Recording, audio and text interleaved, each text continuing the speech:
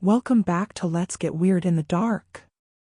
This is part 2 of our exploration into Viking violence and the blood eagle. In part 1, we examined the blood eagle itself. The saga accounts describing ribs separated from spines, lungs arranged like wings, victims transformed into eagles as sacrifices to Odin.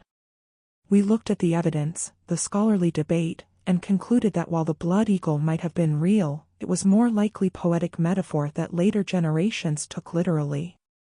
But whether or not the blood eagle existed, Viking violence certainly did.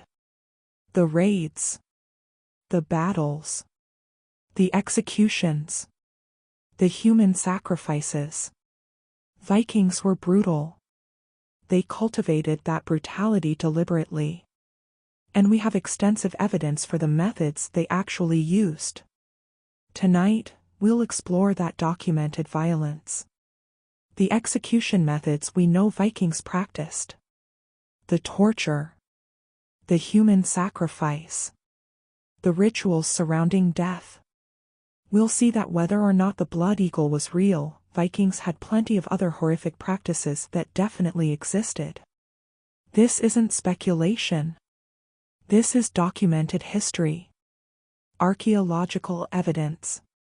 Contemporary accounts. The things Vikings actually did, not just what they wanted people to believe they did. Close your eyes. Settle in. This is the dark reality of Viking violence. Before we detail specific methods, we need to understand the scale and nature of Viking violence.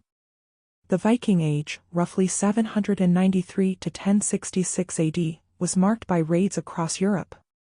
Monasteries attacked. Villages burned.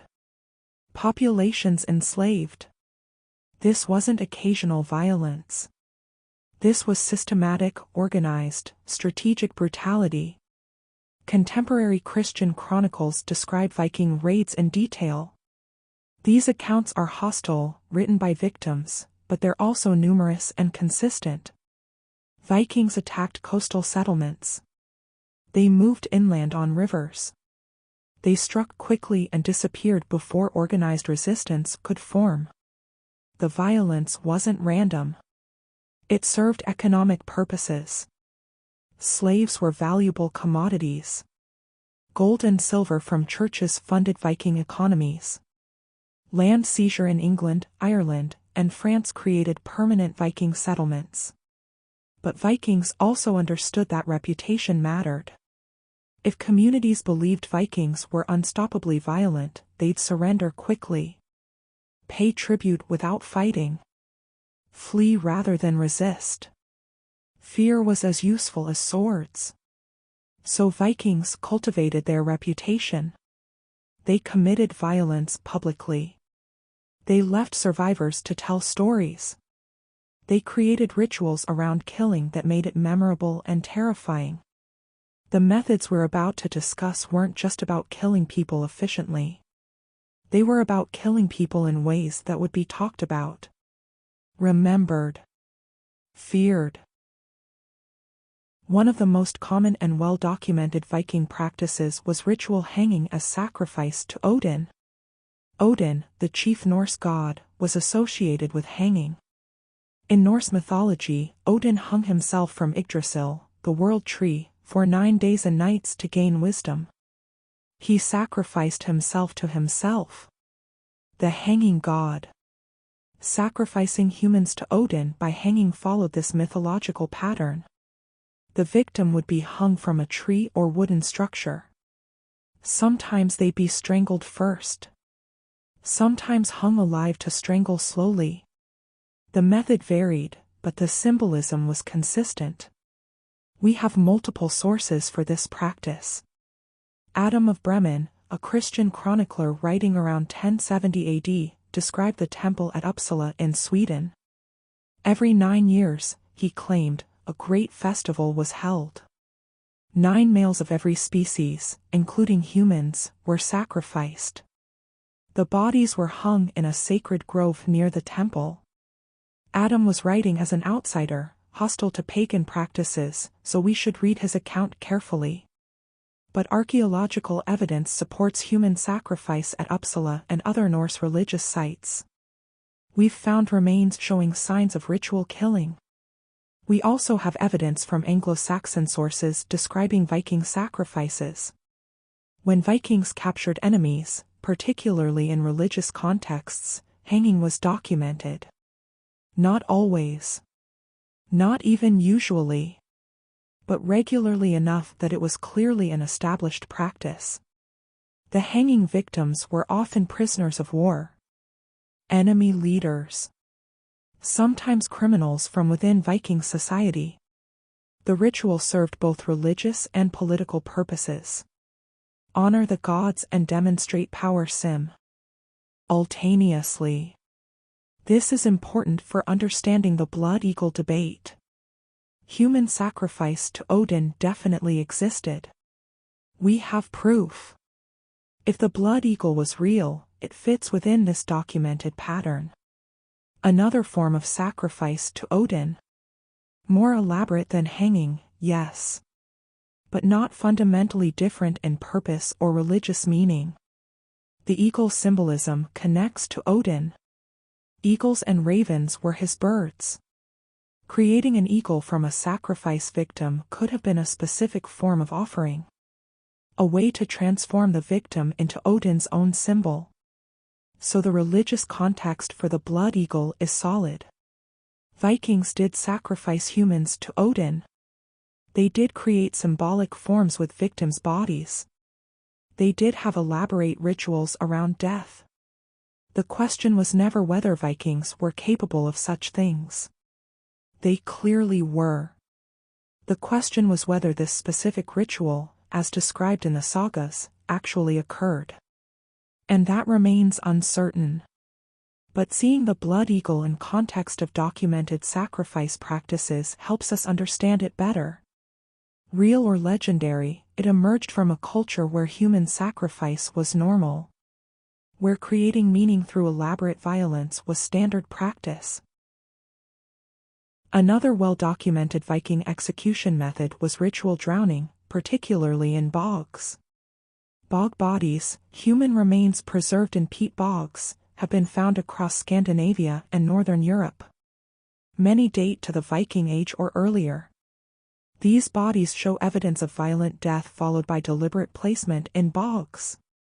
The bogs preserve bodies remarkably well. Skin, hair, even stomach contents survive. We can examine these remains in detail. And what they show is disturbing. Many bog bodies show signs of execution. Strangulation marks on necks. Throats cut. Blunt force trauma to heads.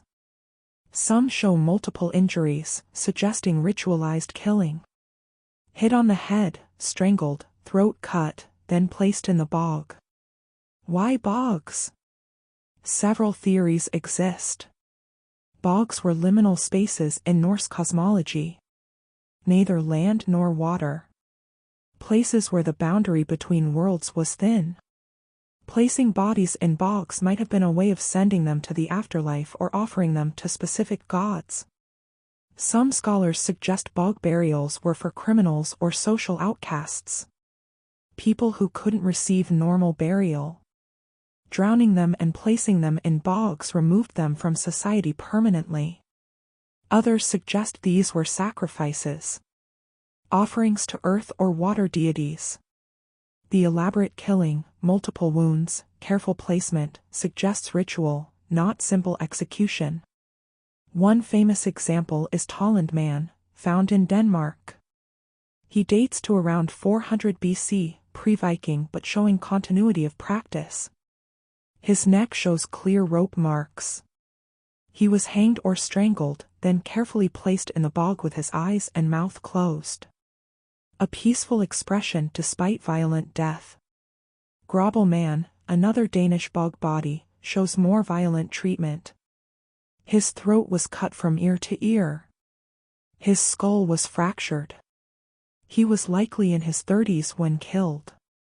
The preservation is so complete we can see his last meal in his stomach, grain and wheat seeds, a simple porridge. These bog executions continued into the Viking Age. The practice was old, well established, part of Northern European death rituals for over 1,000 years. Beheading was perhaps the most common Viking execution method. Quick, final, demonstrating the executioner's skill. We have extensive archaeological evidence for Viking-era beheadings. Mass graves from battles show skulls separated from bodies. Clean cuts through neck vertebrae. Evidence of skilled sword work.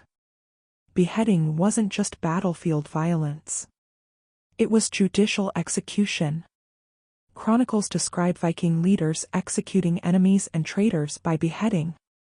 It was considered a relatively honorable death for high-status prisoners. The weapon mattered. A sharp sword, wielded by someone skilled, could sever a head in a single stroke. This was considered good, clean, proper. It showed respect for the victim and skill from the executioner. A dull blade or inexperienced executioner might require multiple strokes. This was shameful. Poor execution reflected badly on everyone involved. Viking culture valued competence in violence. Doing it well mattered. Severed heads had uses beyond execution. They were sometimes displayed as warnings. Placed on poles. Arranged at territorial boundaries. The head of an enemy leader served as proof of victory and deterrent to others. In Norse mythology, severed heads could speak and prophesy. The god Odin kept the severed head of Mimir, a wise being, and consulted it for advice. This mythological element might have influenced how Vikings treated severed heads as objects of power, not just trophies. We also have accounts of Vikings taking heads as proof of kills. Returning from raids with enemies' heads demonstrated success. Proved you'd killed important targets. Established reputation. Beheading was practical. Efficient. But it was also symbolic. It separated the body's most important part, the head, seat of consciousness and identity, from the rest. It was total. Fin. Al, unambiguous. We've covered hanging, drowning, and beheading. All documented Viking execution methods. All with archaeological and textual evidence. All practiced regularly throughout the Viking Age. But Vikings had more elaborate methods too. Ways of killing that weren't just about death but about pain, display, and sending messages. In the next segment, we'll explore those methods. The ones designed to be slow. To be visible. To be remembered. Rest now. Think about bodies in bogs. Heads on poles. Victims hung from sacred trees. This was real Viking violence. Documented. Proven. Undeniable. The blood eagle might be legendary. But Viking brutality certainly wasn't. Breaking on the wheel was used in medieval Scandinavia, though its origin was likely continental European rather than purely Viking. The method was brutal and public. The victim would be tied to a large wooden wheel. The executioner would use an iron bar or heavy club to systematically break the victim's bones. Limbs first. Arms. Legs. Each bone methodically shattered. The number of blows was sometimes specified. 8 blows, breaking both arms and legs at 2 points each. Or more for particularly serious crimes. The breaking was precise. Deliberate. Not random violence but calculated infliction of specific injuries. After the breaking, the victim would be left on the wheel. The wheel would be raised on a pole and displayed publicly. The victim would remain there, broken but alive, until they died from exposure, dehydration, or their injuries. This could take days. The purpose was multiple. Punishment, obviously. But also spectacle. Warning. The broken body on display sent a clear message about the consequences of certain crimes. We have written accounts of this punishment in Scandinavian legal codes from the later Viking Age and early medieval period. The practice continued long after the Viking Age ended, becoming standard across much of Europe. Whether this originated with Vikings or was adopted from contact with continental Europe is debated. But it was used in Viking Age Scandinavia. It was documented. It was legal. It was public. Burning as execution appears repeatedly in Viking Age sources, both as punishment and as warfare tactic. One famous account involves the burning of King Olaf Tryggvason's enemies. Captured opponents were locked in buildings. The buildings were set on fire. Those who tried to escape were killed by guards waiting outside. Those who stayed inside burned to death. This wasn't secret or hidden. It was documented in the sagas as a demonstration of power. A way to eliminate multiple enemies simultaneously while making the deaths memorable. Burning also had religious implications in Norse culture. Fire was purifying. It transformed matter. Burning someone could be seen as denying them proper burial and afterlife. Or, in some contexts, as a form of sacrifice. During warfare, Vikings sometimes burned enemy leaders in their halls. The hall burning was a specific tactic. You'd surround the enemy's great hall at night when everyone was inside. Set fire to the building. Kill anyone who escaped. The sagas describe multiple hall burnings. They present them as legitimate warfare tactics, sometimes even honorable depending on context. The moral wasn't whether it was brutal, of course it was, but whether it was justified by the conflict. We also have accounts of burning as judicial execution for specific crimes. Arson was sometimes punished by burning. Certain forms of betrayal. Crimes that warranted not just death but a death that mirrored the offense. Archaeological evidence supports these accounts. Buildings show signs of deliberate burning with remains of multiple people inside. Not accidental fires. Deliberate destruction with victims trapped or killed. Vikings also practiced non-lethal punishment through mutilation. Blinding was particularly common for high-status prisoners you wanted to keep alive but neutralize. Blinding was strategic. A blinded king couldn't rule effectively. A blinded warrior couldn't fight. You could keep them alive, perhaps for political hostage purposes, while ensuring they weren't threats. The method varied. Sometimes eyes were gouged out. Sometimes burned with hot irons. Sometimes destroyed chemically. The result was the same, permanent blindness. We have multiple historical accounts of Viking leaders blinding enemies. King Magnus Barefoot of Norway blinded rival claimants to the throne. This was standard political practice, not exceptional cruelty. Other mutilations served similar purposes. Cutting off noses, ears, or hands. These visible disfigurements marked the victim permanently. They could no longer hide what had been done to them. The mutilation followed them forever. Cutting out tongues was used for specific offenses, particularly those involving speech. Betrayal through words. Spreading dangerous information.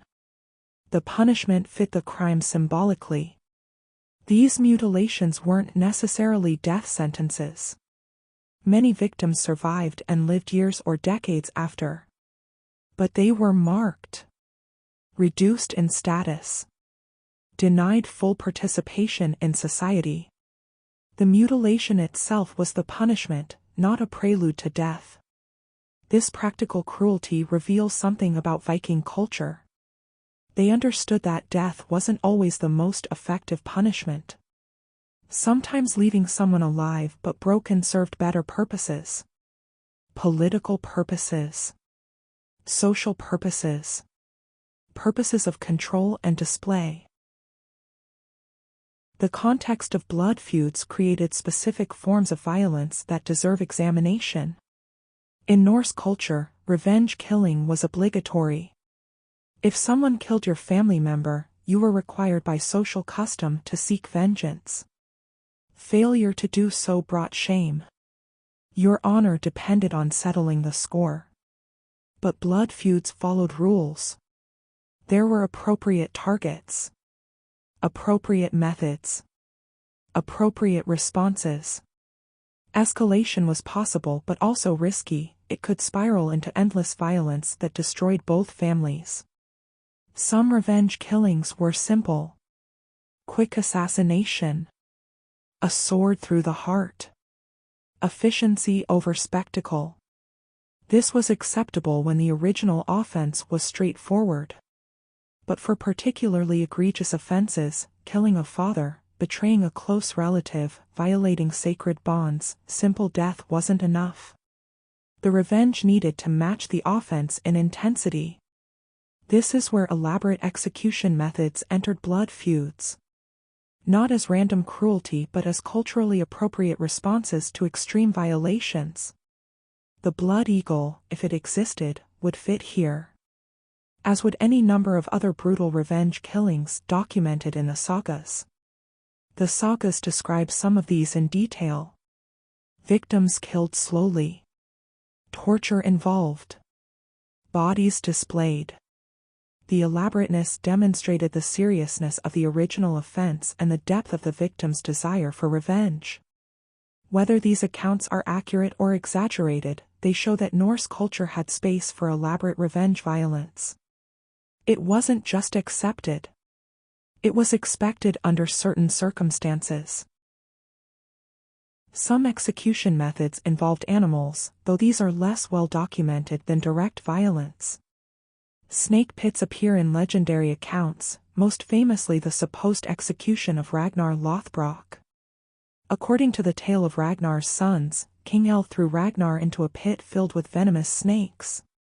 Ragnar died from their bites, and his son sought revenge by performing the blood eagle on El. Whether this actually happened is questionable. Snake pit execution doesn't appear in contemporary Anglo-Saxon sources describing Ragnar's death. It might be legendary embellishment added to make El's fate seem more justified. But the concept existed in Norse imagination. Death by animals, snakes, wolves, bears, appears in various saga accounts. Whether as reality or storytelling device, it was part of the cultural vocabulary of violence. Exposure to wolves was another method mentioned in sources. The victim would be tied in a location where wolves were known to hunt.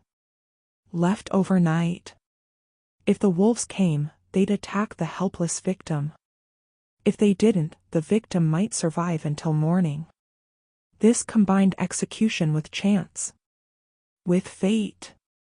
With the will of the gods. If the wolves came, it was meant to be. If they didn't, perhaps the gods showed mercy.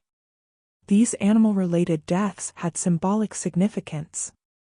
Wolves were associated with Odin. Dying to wolves could be seen as being claimed by the god. Snakes had their own symbolism in Norse mythology. Death by specific animals carried meanings beyond the physical act. How often these methods were actually used versus how often they appeared in stories is unclear. They might be more literary device than historical practice. But they reveal how Vikings thought about death, fate, and the relationship between humans and the natural world. Disembowelment appears in some saga accounts as punishment for treason and betrayal. The method was straightforward and horrific. The victim's abdomen would be cut open. The intestines would be removed, sometimes while the person was still conscious. Death would follow from blood loss, shock, and organ damage. This wasn't battlefield violence. This was deliberate execution. The descriptions in the sagas are detailed enough to suggest something like this actually occurred, at least occasionally. Why this method? It was internal violence made external. The victims inside exposed.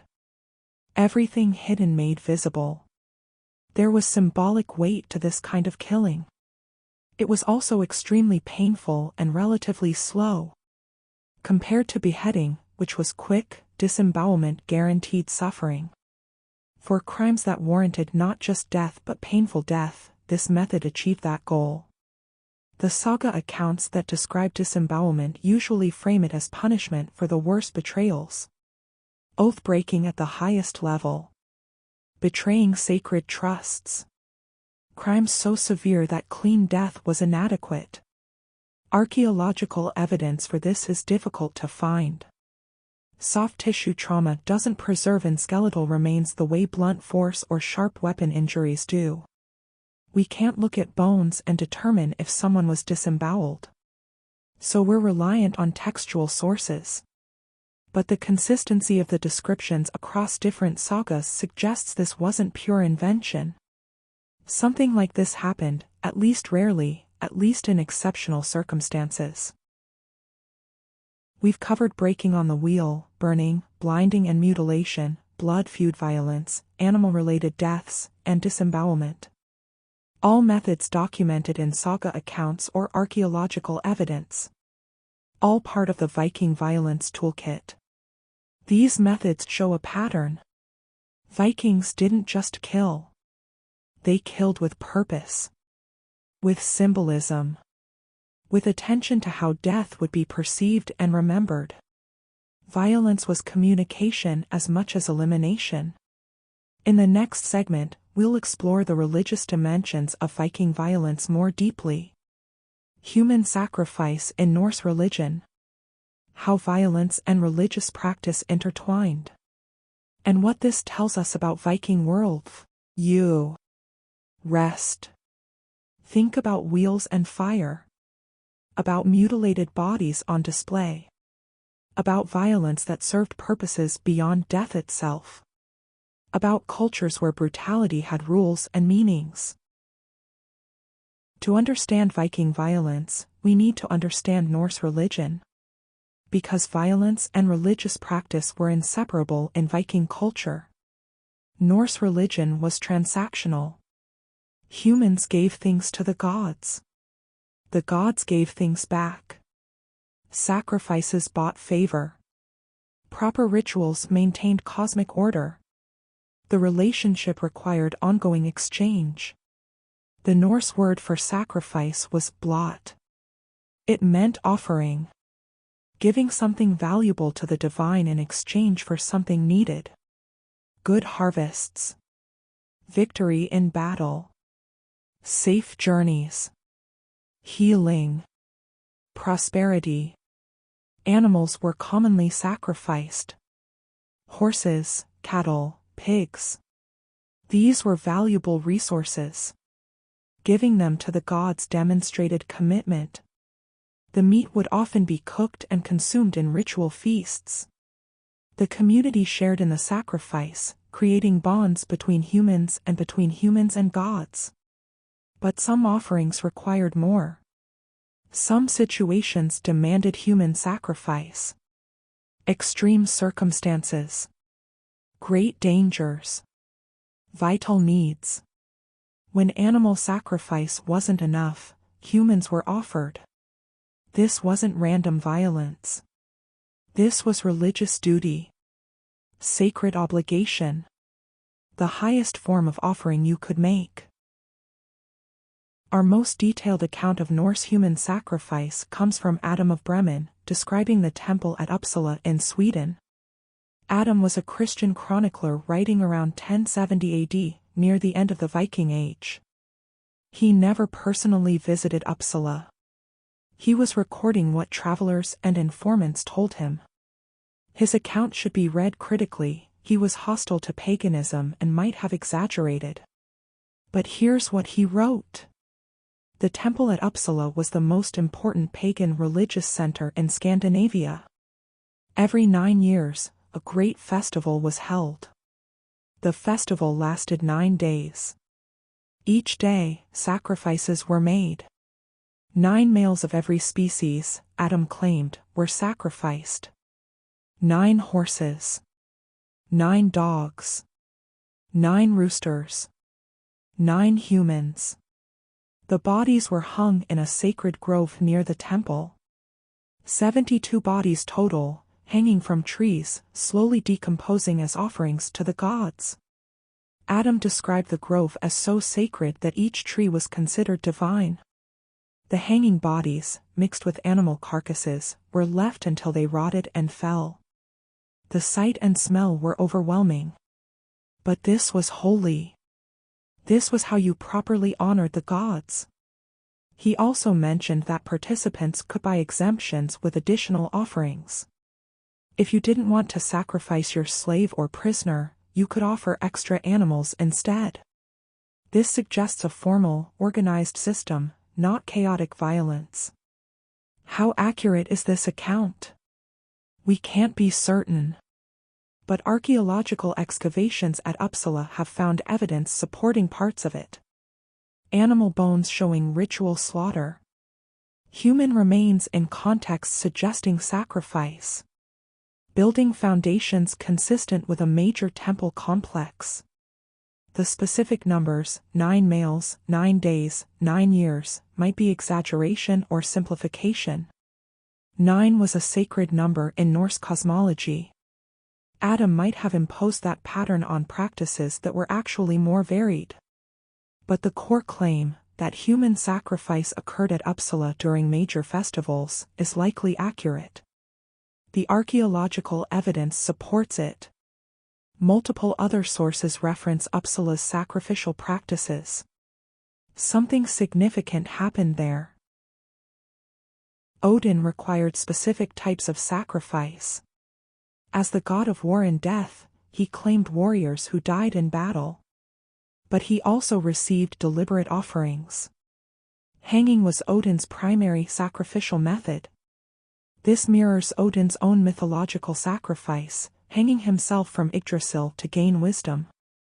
Hanging a sacrifice to Odin was imitating the god's own action. The sagas describe prisoners being given to Odin through hanging. Sometimes this was battlefield execution. After a victory, leaders of the defeated army would be hung as offerings. Thanks to Odin for the victory. Payment for his favor. Sometimes it was pre-battle sacrifice. Before major conflicts, a leader might promise Odin all the enemy dead if victory was granted. After winning, captured enemies would be sacrificed to fulfill the vow. We have archaeological evidence for this practice. Mass graves near battlefield sites showing signs of ritual killing. Bodies arranged in specific patterns. Evidence of hanging or strangulation before burial. One famous example comes from the Trelleborg fortifications in Denmark. Excavations found bodies showing execution patterns consistent with sacrifice. These weren't battle casualties. These were people killed deliberately after the fighting ended, then buried with attention to ritual. Odin was also associated with spears. Throwing a spear over enemy forces before battle was a way of dedicating them to Odin. The poem Havamal, part of the Poetic Edda, references this practice. So Odin received hanging victims, speared victims, and battle dead. His appetite for human sacrifice was considerable. And Vikings believed providing these sacrifices ensured his support in warfare. Odin wasn't the only god who received human sacrifice. Other Norse deities had their own requirements. Freyr, the fertility god, received sacrifices related to agriculture and prosperity. Some sources suggest that at major temples dedicated to Freyr, human sacrifices occurred during harvest festivals. The offerings ensured good crops and continued fertility of land and livestock. The evidence here is less clear than for Odin. Freyr's sacrifices were probably less common and less violent. But they existed. prosperity required payment. The gods didn't give freely. Thor, the thunder god and protector of humanity, is less clearly associated with human sacrifice in surviving sources. His sacrifices were typically animals.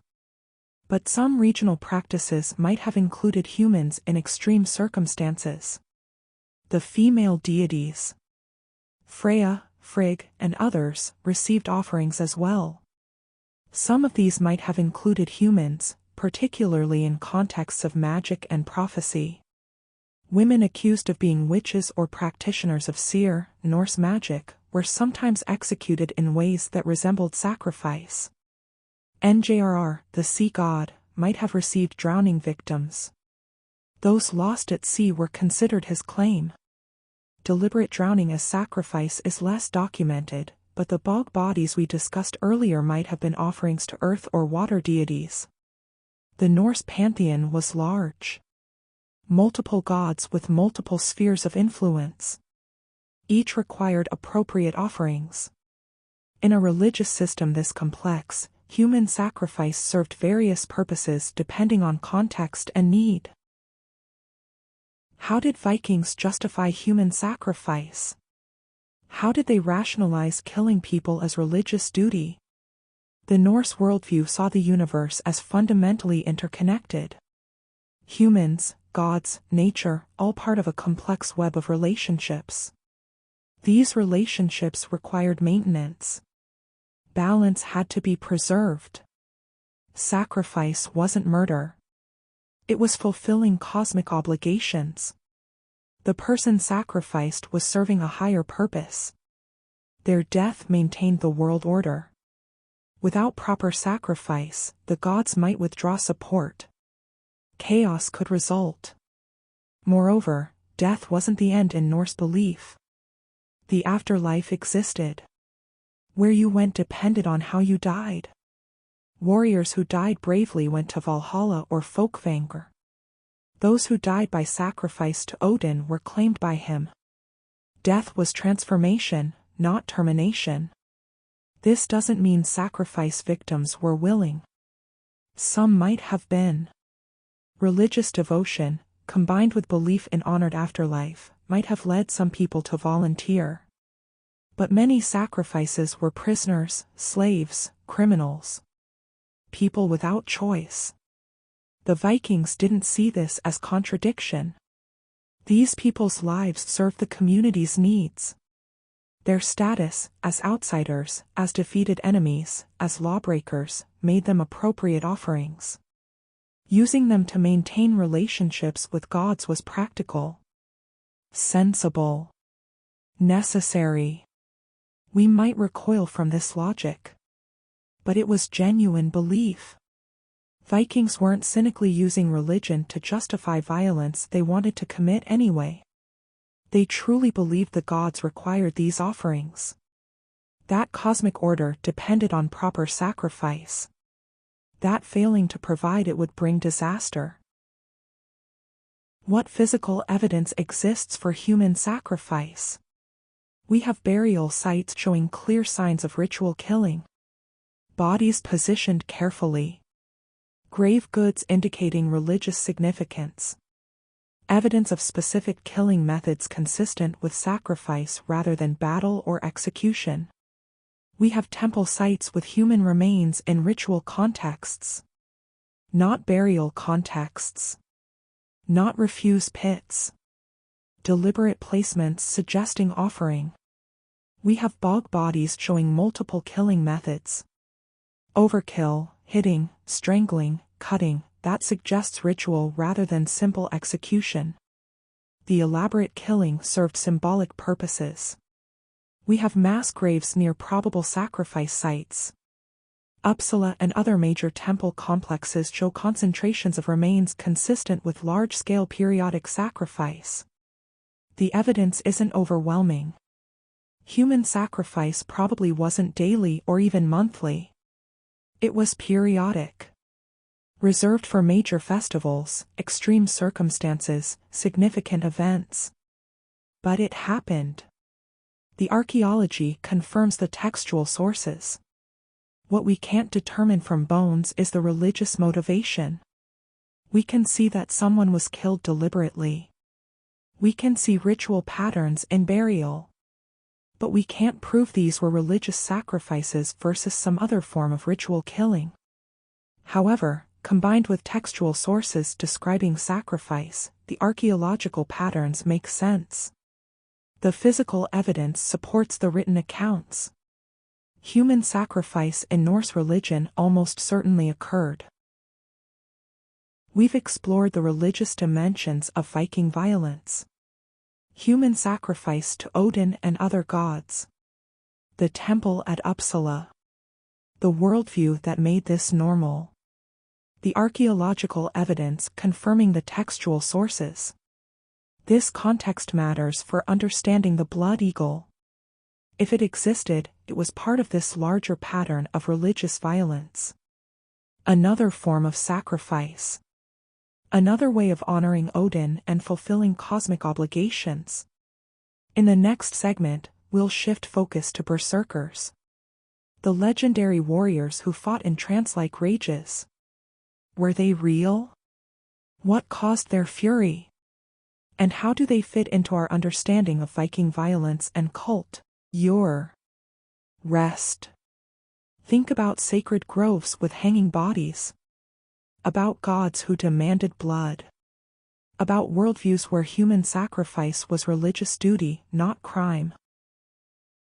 Berserkers. The word itself evokes images of wild, unstoppable warriors. Men who fought in supernatural frenzies. Who felt no pain.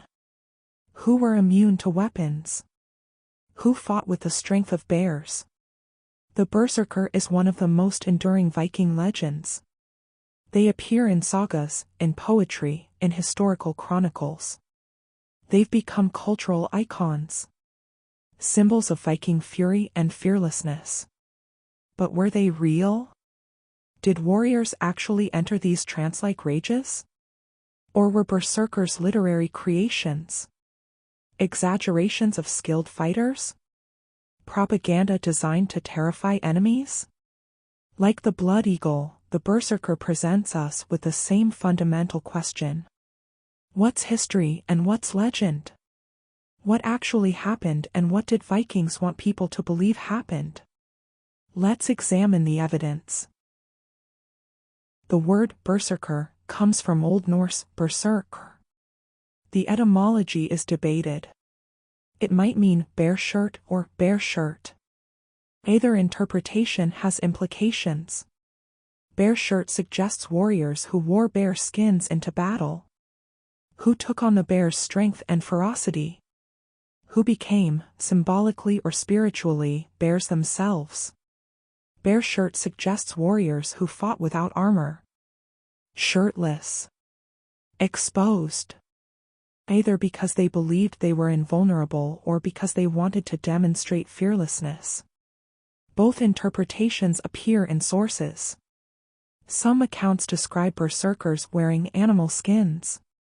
Others describe them fighting nearly naked. The practices might have varied, or different traditions might have existed in different regions. The earliest references to berserkers appear in Old Norse poetry from the 9th and 10th centuries. These poems describe warriors who fought with unusual ferocity. Who seemed possessed during battle. Who were feared by both enemies and allies. The Ynglinga saga, part of Heimskringla written by Snorri Sturluson around 1230, describes berserkers in Odin's retinue. They fought without armor. They were mad as dogs or wolves. They bit their shields. They were strong as bears. No fire or iron could harm them. This description became canonical. Later saga writers copied these details. The shield biting. The immunity to weapons. The animal-like behavior. The supernatural strength. But again, these sources were written centuries after the supposed events. They're preserving legends and stories, not providing eyewitness accounts.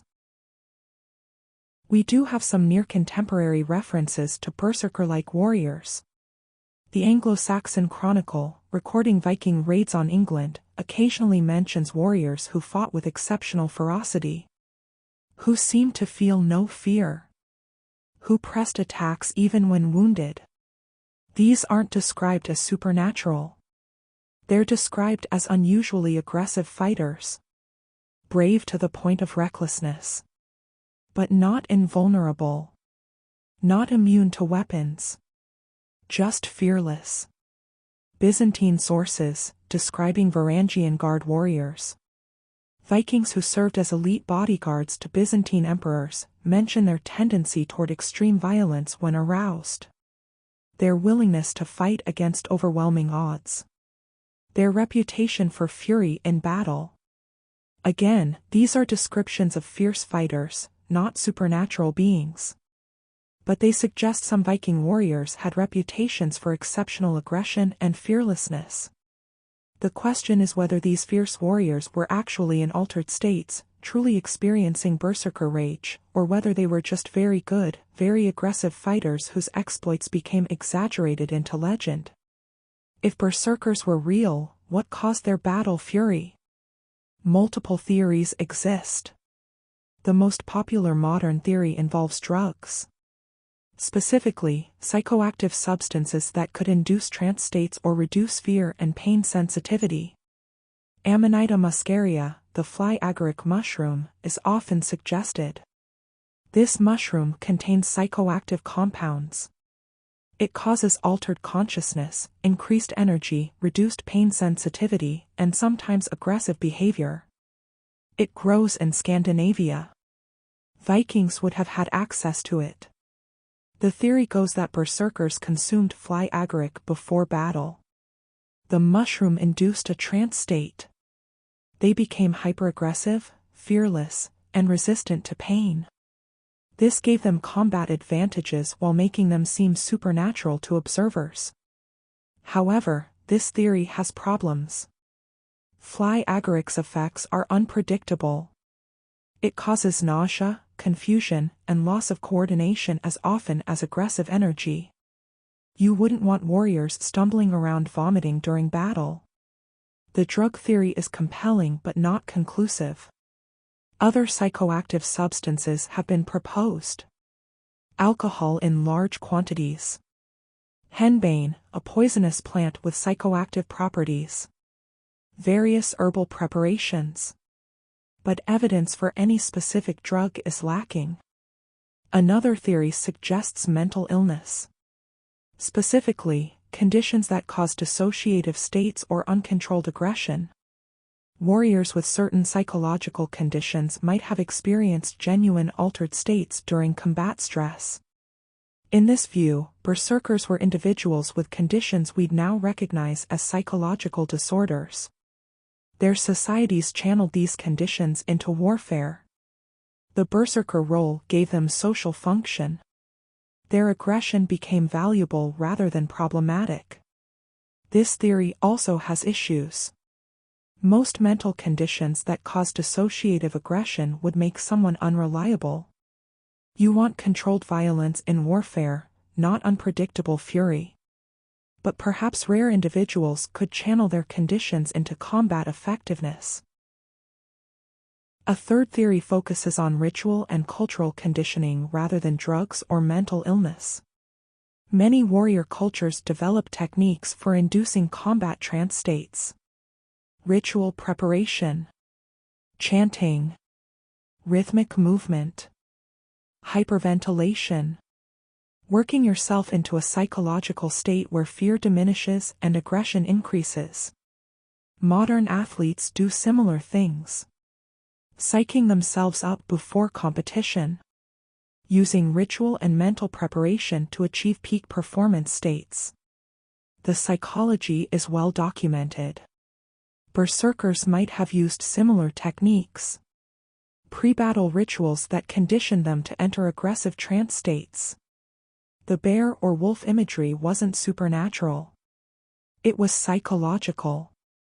They were mentally becoming the animal, taking on its perceived characteristics through self-induced altered consciousness. The shield biting, the howling, the apparent madness, these might have been parts of the ritual. Ways of triggering the trance state. Getting the adrenaline flowing. Shutting off the parts of the brain that feel fear and pain. This doesn't require drugs or mental illness. Just cultural knowledge of psychological techniques. Passed down through Berserker traditions. Taught to those who showed aptitude. Some modern scholars favor this explanation. It accounts for the sources without requiring supernatural elements or unreliable drugs.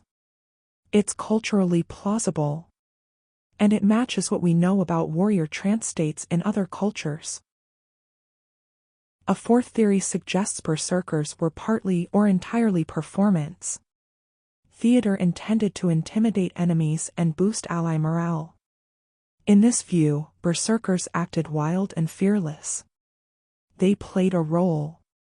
They weren't actually in trance states or drug-induced fury.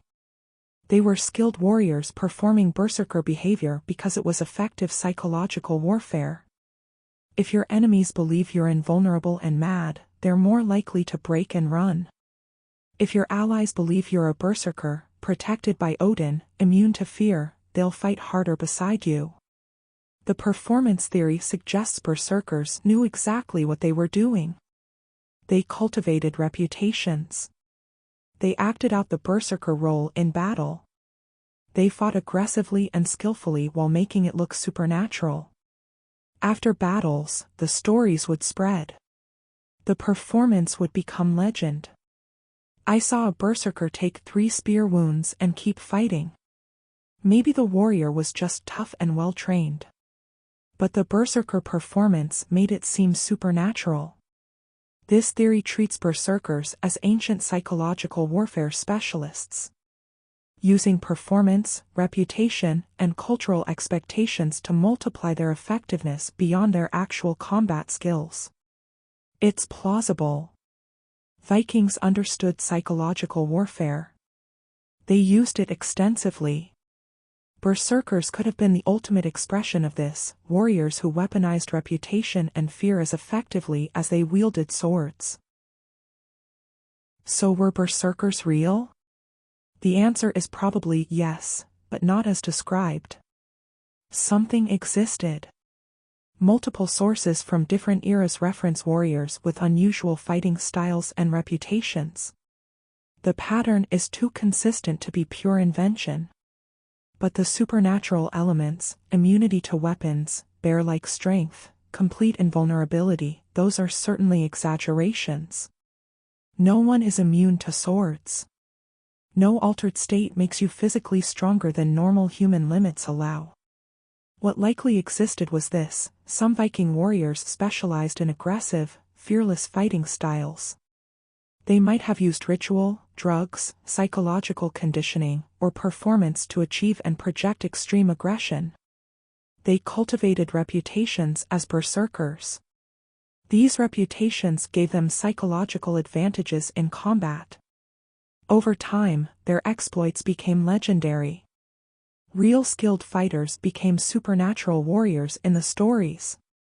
The boundary between what they actually did and what people believed they did blurred. By the time saga writers recorded berserker stories, the legends had solidified.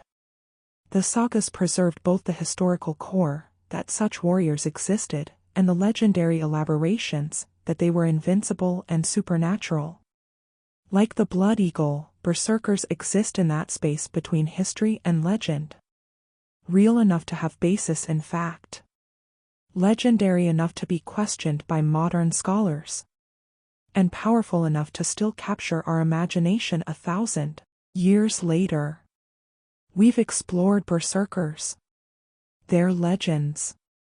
The theories about what caused their fury. The likely reality beneath the myths. In our next segment, we'll look at Ulfanar, the wolf warriors who were berserkers' close cousins. And we'll examine how both fit into Viking warfare and culture. Rest. Think about warriors in bear skins. About shield biting and battle fury. About the line between skilled fighter and supernatural warrior. About performance and reality. About legends built on foundations of truth. Alfanar. The wolf-coated ones. Wolf warriors. If berserkers were bear warriors, Ulfanar were their wolf counterparts. The sources mention them less frequently than berserkers, but they appear in enough texts to suggest they were real. Or at least, that the concept was real in Viking culture. Ulfanar wore wolf skins into battle. They howled like wolves. They fought in packs. Where berserkers might fight individually, drawing on bear strength and solitary ferocity, Ulfanar operated as groups, using wolf-pack tactics. The Vatnsdæla saga describes Ulfanar in King Harald Fairhair's army. They're mentioned alongside berserkers as elite shock troops. Warriors who fought at the front of formations. Who broke enemy lines through sheer aggression and fearlessness. The Volsunga saga references wolf warriors in mythological contexts. The hero Sigmund and his son Sinfjotli wear wolf skins and become wolves. They hunt and kill in wolf form. The text blurs the line between metaphor and literal transformation. Like berserkers, Ulfanar were associated with Odin. Wolves were Odin's animals. His two wolves, Jerry and Freki, sat beside his throne in Valhalla. Warriors who became wolves were channeling Odin's power. Becoming his creatures. While berserkers and Ulfanar were similar, the sources suggest meaningful differences. Berserkers were described as fighting individually. Each one a force of nature. Unstoppable. Independent. They might fight alongside others, but their strength was personal. Solitary. Like bears.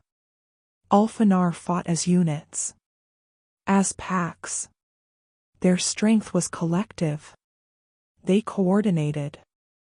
They supported each other. They used group tactics. Like wolves hunting together. This distinction might reflect different military roles. Berserkers as shock troops who broke enemy formations through individual fury. Ulfanar as elite units that worked together with coordinated aggression. Or the distinction might be mostly literary. Writers needing to differentiate between similar warrior types. Creating categorical differences that weren't so clear in practice. Some scholars suggest berserkers and Ulfanar were the same phenomenon described with different animal symbolism. Bear and wolf were both Odin's creatures. Both represented fierce warriors. The choice of which animal to emphasize might have been regional or personal preference. Other scholars argue they were distinct traditions. Different warrior societies with different training methods and different combat approaches. The bear tradition and the wolf tradition, both real, both serving similar but not identical functions. The evidence doesn't let us resolve this definitively.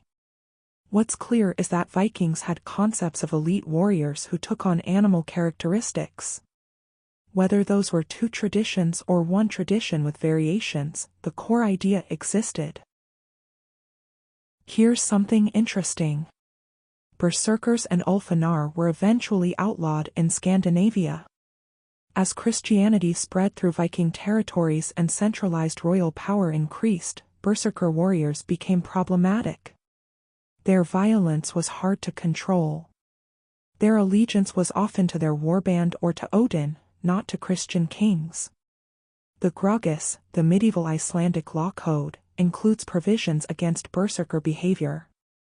Entering berserker rage was made illegal. Those who did could be prosecuted.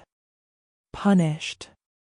Even outlawed, which in medieval Iceland meant anyone could kill you without penalty. Why outlaw them? Several reasons. First, berserkers were associated with paganism. Odin worship. As Christian conversion progressed, old pagan warrior traditions became targets. Suppressing berserkers was part of suppressing pre-Christian religion. Second, berserkers were difficult to control.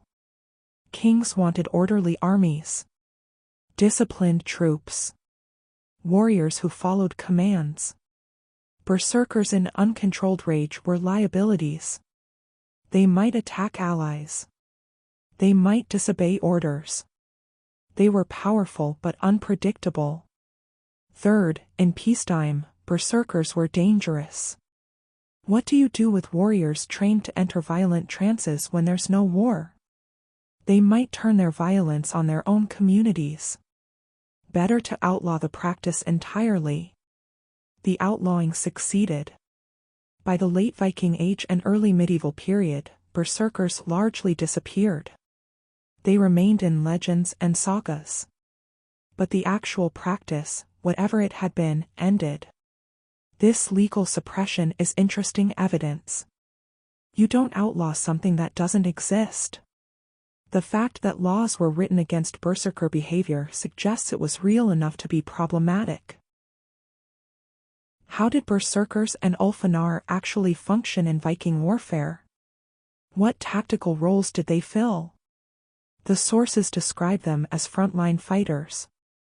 Shock troops placed at the tip of attacking formations. They'd charge first, breaking enemy lines through sheer ferocity. This makes tactical sense. If you have warriors who feel no fear and ignore wounds, you put them where fighting is hardest. They absorb the initial enemy response. They create chaos and fear. Regular troops follow through the breach they create. Berserkers might also serve as bodyguards for leaders. Kings and jarls kept berserkers in their retinues. Partly for protection. Partly for prestige. Having berserkers demonstrated wealth and power. It showed you could afford elite warriors. The Varangian Guard. Vikings serving Byzantine emperors might have included berserker-type warriors. Byzantine sources describe their exceptional ferocity. Their willingness to die protecting the emperor. These characteristics match berserker traditions. In naval combat, berserkers would board enemy ships first. Lead the attack across gangplanks or through close-quarters ship-to-ship combat. Their aggression and fearlessness gave advantages in confined, chaotic fighting. But berserkers had limitations. They couldn't be everywhere. They tired eventually. And if their reputation exceeded their actual abilities, enemies who stood firm might discover they were just very good fighters, not invincible supernatural beings. The Viking military system didn't rely solely on berserkers. They were special units within larger armies. Elite troops used at critical moments. Not the foundation of Viking military power but a distinctive element within it. Beyond tactical military use, berserkers served cultural functions in Viking society. They embodied the warrior ideal. Fearlessness. Strength. Devotion to Odin. Willingness to die in battle. These were values Viking culture celebrated. Berserkers represented those values in extreme form. Young warriors might aspire to become berserkers. Or at least to emulate their characteristics. The berserker served as model. An ideal to strive toward, even if few actually achieved it. Berserkers also served as cultural boundary markers. They represented the edge of acceptable behavior. Controlled violence was good. Skill in battle was valued. But berserker rage was extreme. It pushed boundaries. It showed both what warriors could be and what they shouldn't exceed. The outlawing of berserkers, in this view, wasn't just about controlling violence. It was about society defining its limits. Saying, this far and no further. As Viking society Christianized and centralized, the old extreme warrior traditions no longer fit. But before they were outlawed, berserkers served essential cultural purposes. They channeled aggression. They provided outlets for men with violent tendencies. They transformed potentially destructive individuals into valuable military assets. This is sophisticated social engineering. Creating roles for people who don't fit normal society. Giving them function and status. Making their differences valuable rather than problematic. Until society changed enough that those roles were no longer needed or wanted. After berserkers disappeared from actual practice, they lived on in literature and legend. The Icelandic sagas, written in the 12th and 13th centuries, feature berserkers prominently. Often as antagonists. The saga hero has to deal with a berserker causing problems. Fighting them. Outsmarting them. Overcoming their rage with cleverness or superior skill. In these later literary appearances, berserkers are often portrayed negatively. They're threats. Problems to be solved. This reflects the changed cultural context. The sagas were written in Christian Iceland where berserker traditions had been outlawed. The writers weren't celebrating berserkers. They were using them as dramatic antagonists from the pagan past. But the fact that berserkers appear so prominently in sagas shows their cultural resonance. Even after the practice ended, the concept remained powerful. Writers knew audiences would find berserkers compelling, fascinating, frightening. The literary berserker evolved, became more monstrous, more supernatural, more removed from whatever historical reality lay behind them. The bearskin warriors or trance fighters or elite aggressive troops, whatever they actually were, became the invincible rage monsters of saga literature. And from saga literature, they entered modern popular culture. Fantasy novels, video games, movies, comics. The berserker is now a standard fantasy archetype. A warrior who trades control for power. Who enters rage states and becomes temporarily unstoppable. Modern berserkers owe more to saga literature than to historical Viking warriors.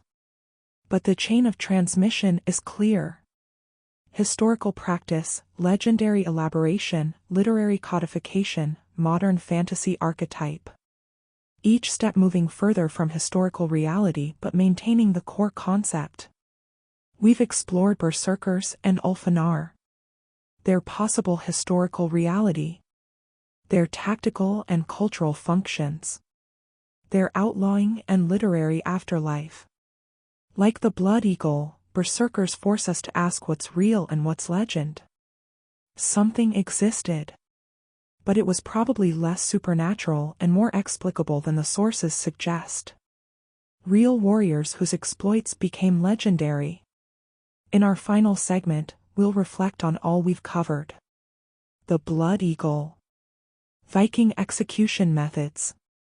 Human sacrifice. Berserkers.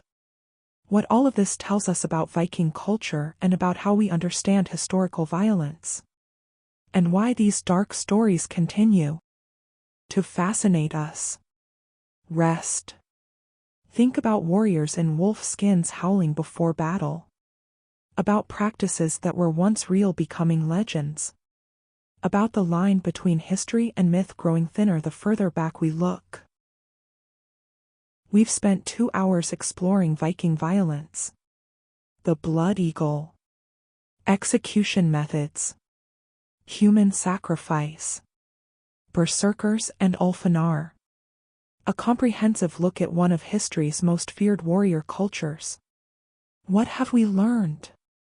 First, that Vikings were genuinely violent. This wasn't exaggeration.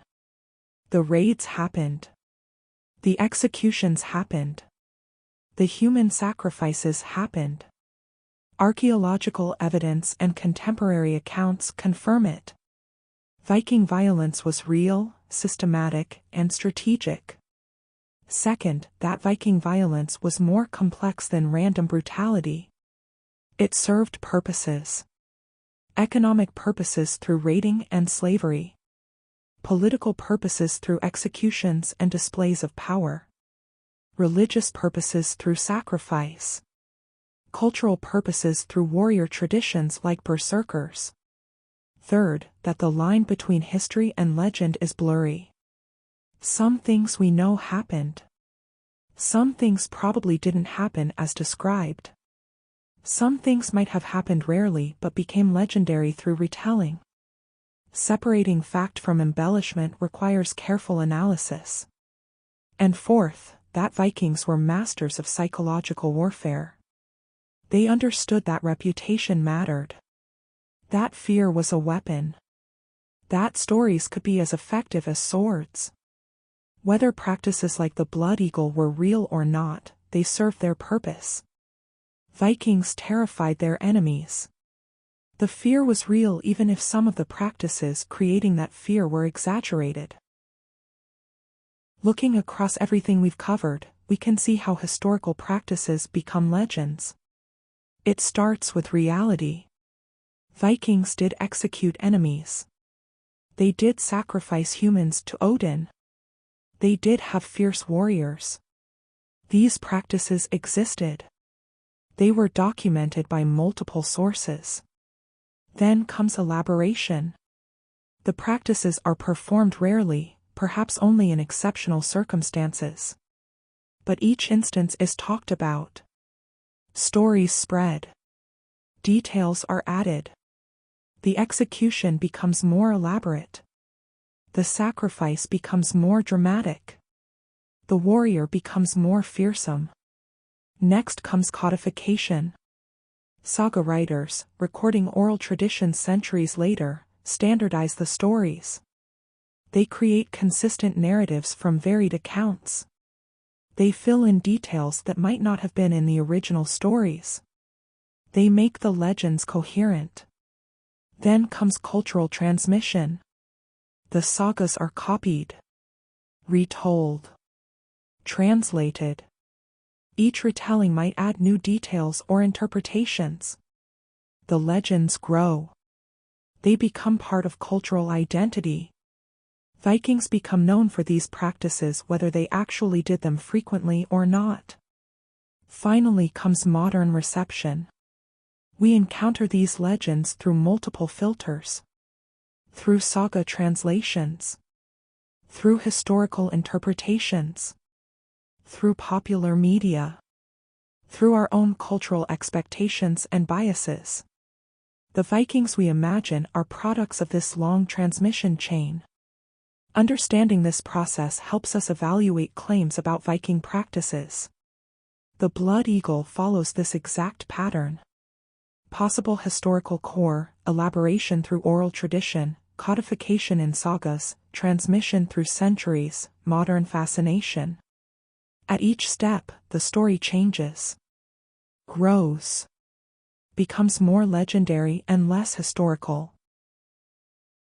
Beyond the violence, what do these stories tell us about Viking values? Honor was paramount. Personal and family honor. Honor required certain behaviors. Seeking revenge for killed relatives. Showing courage in battle. Dying well if death came. The violence we've discussed often served honor. It wasn't random.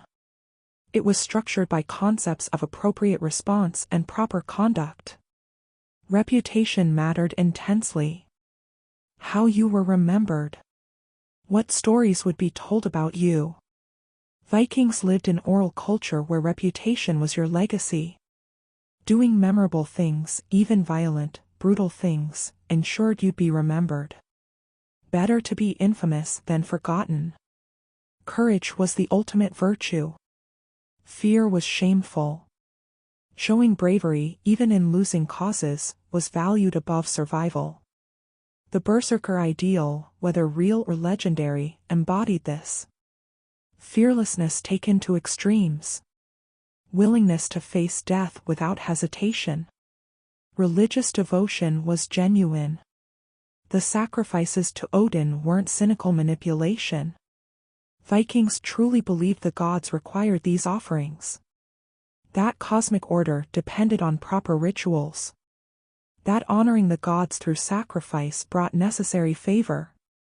These values created a culture where violence was normal, expected, even celebrated in certain contexts.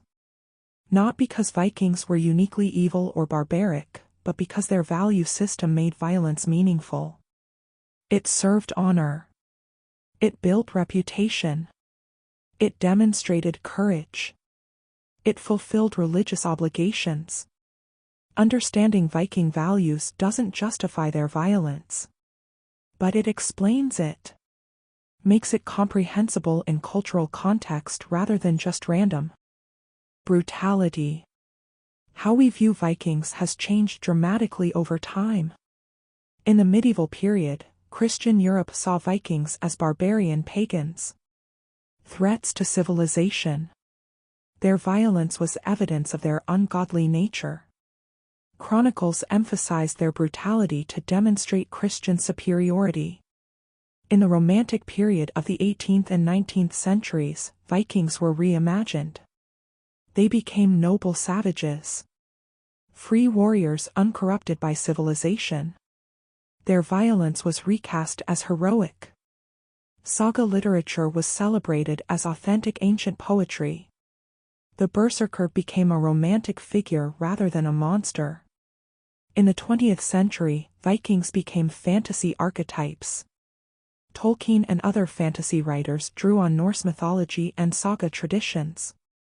Vikings entered popular culture as warriors, explorers, and raiders. Often simplified and exaggerated, but culturally pervasive. Recently, there's been pushback. Modern historians emphasize that Vikings were farmers and traders as much as raiders. That violence was only part of their culture. That they had complex societies with laws, literature, and sophisticated crafts. The violent raider image is being balanced with more nuanced understanding. But the violent image persists. TV shows like Vikings emphasize the brutal aspects. The blood eagle scene became iconic not despite its horror but because of it. We're drawn to Viking violence even as we try to contextualize it. Each era projects its own concerns and fascinations onto Vikings. Medieval Christians saw demonic pagans. Romantics saw noble primitives. Modern fantasy sees archetypal warriors. Contemporary historians see complex medieval Scandinavians. All of these images have some basis in evidence. All are also partly projections. Why do Viking violence stories continue to captivate us? Why does the blood eagle remain compelling 1,000 years after the Viking Age ended? Part of it is the extremity. We're drawn to extremes. To things that push boundaries. Viking violence, real and legendary, represents human capacity for brutality at its most elaborate. It fascinates because it's so far beyond our normal experience. Part of it is the mystery. The uncertainty about what's real and what's legend. We like puzzles. Questions without definitive answers. The blood eagle provides that. Historians still debate it. The mystery remains open. Part of it is cultural distance. Vikings are far enough removed that we can examine their violence without direct moral implications. We are not their victims. We are not their perpetrators. We can study their brutality with some detachment while still feeling the visceral impact. And part of it is recognition. Vikings weren't aliens. They were humans. Like us. Which means we're capable of what they did. Their violence reveals human nature. Our nature. That's uncomfortable. But it's also compelling. Looking at Vikings, we see possibilities within ourselves. Capacities we might not want to acknowledge but can't entirely deny. The fascination is complicated. It's not just bloodlust or morbid curiosity. It's genuine interest in human cultural diversity. in how different societies structure violence, in what historical evidence can and can't tell us, in how legends form and persist, in what we can learn about ourselves by studying people very different from us. So, the blood eagle. Was it real? Based on everything we've examined, probably not as described. Probably a poetic metaphor that later generations took literally and elaborated into detailed execution ritual. But possibly, something resembling it occurred rarely. We'll likely never know for certain. But whether the blood eagle was real or not, it tells us something true. About Viking culture. About how they wanted to be seen. About what they valued. About how oral traditions work. About how history becomes legend. Vikings were violent. That's documented fact. They raided. They conquered. They executed. They sacrificed. They cultivated reputations for brutality. All of this is real. Some of their violence became legendary. Elaborated beyond historical reality. The blood eagle. The invincible berserker. The supernatural elements. These are legends built on foundations of truth. Real violence transformed through cultural transmission into iconic stories. Both aspects matter. The historical reality and the legendary elaboration. Together, they show us how cultures create meaning through violence. How they use stories to project power. How reputation and fear function as weapons. How the line between what happened and what people believed happened becomes impossible to clearly define. We've explored dark history, brutal practices, violent traditions. But we've also explored human culture. How people make sense of violence. How they structure it. Give it meaning. Transform it into story. That's valuable knowledge. Not to celebrate violence, but to understand it. To see how it functions in human societies. To recognize patterns that appear across yours and eras. Thank you for joining us on this journey through Viking violence. Through the blood eagle mystery. Through execution methods and human sacrifice. Through berserkers and the transformation of history into legend. The Vikings wanted to be remembered. They wanted their violence to be legendary. They wanted future generations to tell stories about them. They succeeded. 1,000 years later, we're still telling the stories. Still debating what really happened. Still fascinated by their violence. And their culture. Rest well. Dream of longships and distant shores.